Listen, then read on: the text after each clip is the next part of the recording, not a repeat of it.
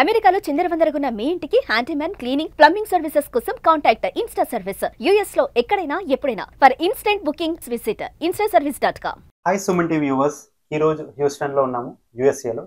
భూమిరెడ్డి సాయి శ్రీనివాస్ రెడ్డి గారు ఇక్కడ కలవడం జరిగింది. ఈయన వచ్చి హైకోర్ట్ ఆఫ్ ఆంధ్రప్రదేశ్లో అడ్వకేట్గా ప్రాక్టీస్ చేస్తూ యుఎస్ వచ్చి ఇక్కడ మాస్టర్స్ చేసి లాలో ఇక్కడ స్థిరపడి ఇక్కడ మన ఎవరైతే ఇండియన్స్ ఉంటారో వాళ్ళందరికీ కూడా ఒక లా గైడెన్స్ ఇవ్వడం జరుగుతుంది. సో ఆయన మాటలో విన్నాము. Sir hi. Hi sir.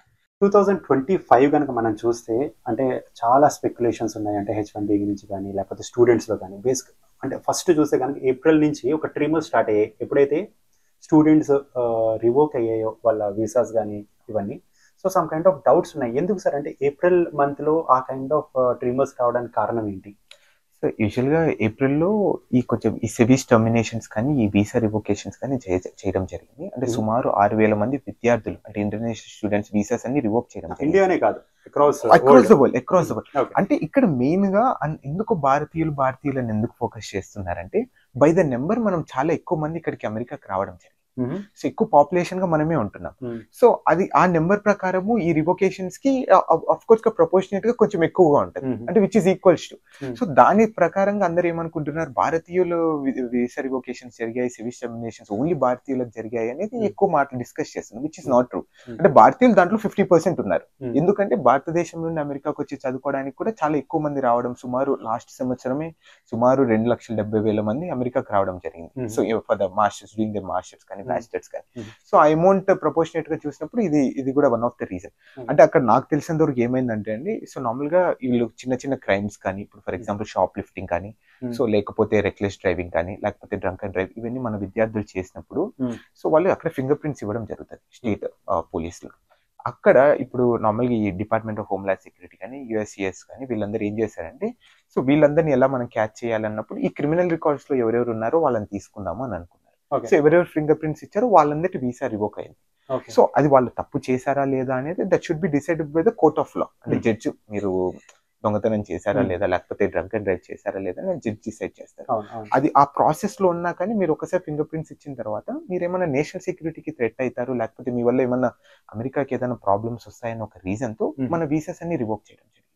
మీ దగ్గర ఏమైనా ఇలాంటి అప్లికేషన్స్ రావడం కానీ, మీరు వాటిని లా ఫామ్ లో ఫైట్ చేయడం కానీ ఏమైనా జరిగిందా సార్, మీ పర్సనల్ ఎక్స్పీరియన్స్? సో నా పర్సనల్ గా అప్పుడు నేను ఇంకా లా చదువుతూ ఉన్నానండి. అప్పటికి ఏప్రిల్ లో జరిగినప్పుడు నాది so about to complete my law.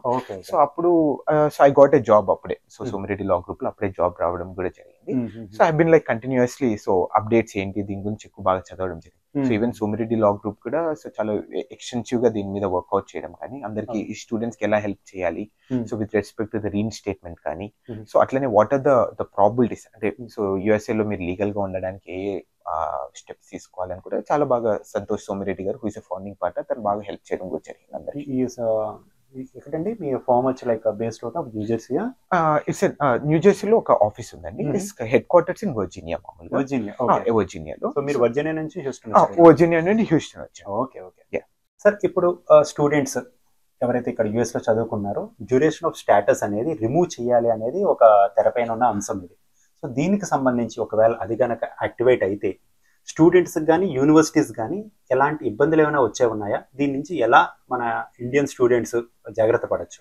So usual గా ఈ రూల్ అనేది ఒక నెల క్రితం నుండి సో ప్రపోజల్ పీరియడ్ లో ఉంది, ఇప్పుడు పబ్లిక్ కామెంట్ లో ఉంది. ఈ డ్యూరేషన్ ఆఫ్ స్టేటస్ అనేది ఏంటంటే అండి 1991 నుండి రావడం జరిగింది. ఈ F1 స్టూడెంట్స్ ఉండేవాళ్ళు ఇక్కడ అమెరికాలో అంటే కాలేజెస్ లో కంటిన్యూస్ గా చదవడం కానీ, సో లేకపోతే ఇక్కడ లీగల్ స్టేటస్ మెయింటైన్ చేస్తే వీళ్ళు అన్లిమిటెడ్ టైం, ఇన్ఫినిట్ టైంలో వీళ్ళు అమెరికాలో ఉండడం జరుగుతుంది. అంటే ఒక సింపుల్ ఎగ్జాంపుల్ అంటే అందరికి అర్థమయ్యేటట్టుగా చెప్పాలంటే 2001 నుండి 2010 లోపల F1 స్టూడెంట్ మీద F1 వీసా మీద వచ్చిన వాళ్ళు ఇప్పుడు కూడా F1 వీసా మీదనే ఉన్నారంట, సుమారు 2,000 మంది. సో వీళ్ళు గవర్నమెంట్ అడిగే క్వశ్చన్ ఏంటంటే ఆ ప్రపోజల్ లో వీళ్ళు ఎలా ఉండగలరు ఇన్ని సంవత్సరాలు, దీన్ని ఏదో ఒకటి కట్టేలు చేయాలి. అండ్ మీరు 9/11 అటాక్స్ అప్పుడు కూడా ఆ రోజు జరిగిన ఒక టెర్రరిస్ట్ వాళ్ళందరూ కూడా ఈ F1 స్టూడెంట్ వీసా మీదనే అమెరికాకు రావడం జరిగింది అనేది ఒక అపోహ అంటే ఆ ప్రపోజల్ లో కూడా ఉంది. And there are many situations. ఇప్పుడు అంటే మెనీ క్లెయిమ్స్ కానీ ఇప్పుడు చైనాలో ఉండే వాళ్ళందరూ ఇక్కడికి వచ్చేసి ఇక్కడ ఉన్న టెక్నాలజీ చదువుకొని అట్లనే ఇక్కడ ఉన్న ఈ మెడికల్ ని బాగా చదువుకొని అక్కడికి ట్రాన్స్ఫర్ చేస్తున్నారు అనేది ఈ అంత నాలెడ్జ్ ట్రాన్స్ఫర్ ఇదంతా F1 స్టూడెంట్ వీసా మీద జరుగుతుంది. మిగతాది ఏది జరగడం లేదు.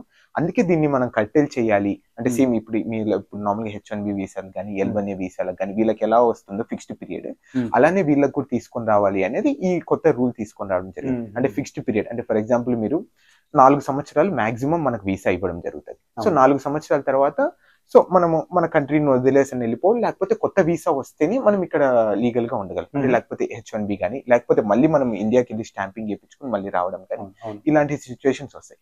సో దీని ద్వారా ఇప్పుడు మనం ఆల్రెడీ చూసుకున్నాం ప్రస్తుతం ఉన్న US యూనివర్సిటీస్ అంతా కంప్లీట్ గా బ్లీడ్ అయిపోతున్నాయి.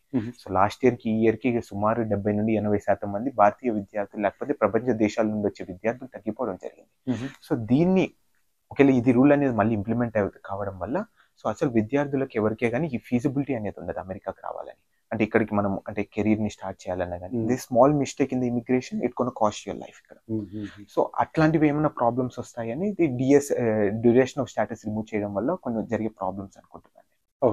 సో ఇంకొకటి నేను అడుగున్న కన్సర్న్ ఏంటంటే అండి ఇప్పుడు నార్మల్ గా ఇక్కడికి వచ్చేసి 1-2 సంవత్సరాలు చదివి వెళ్ళిపోయి అంటే చదువుకొని ఉంటారు.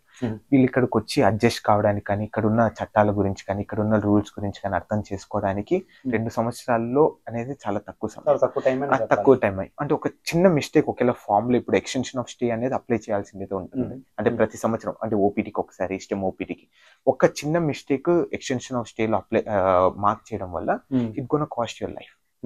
సో నీ వీసా రివోక్ అయిపోతుంది. అంటే సో నువ్వు లీగల్ గా ఉండలేరు, మీరు కంట్రీ వదిలేసి వెళ్ళిపోవాలి. సో మీరు తెచ్చుకున్న లోన్ కానీ ఇక్కడ ఉన్న పెట్టిన సమయం కానీ దాన్ని ఎట్లా వెనక్కి తీసుకొని వస్తాము అనేది దేర్ ఆర్ సమ్ కన్సర్న్స్. అంటే ఇలాంటి ఇండియన్ స్టూడెంట్స్ డౌట్స్ ఉన్నా కానీ లేకపోతే ఎలాంటి ఇబ్బందులు ఉన్నా కానీ సోమిరెడ్డి గ్రూప్ మీ సంస్థ నుంచి కానీ మీరు కానీ అంటే మిమ్మల్ని కన్సల్ట్ చేస్తే కనుక వాళ్ళకి సొల్యూషన్ రావడం జరుగుతుందా?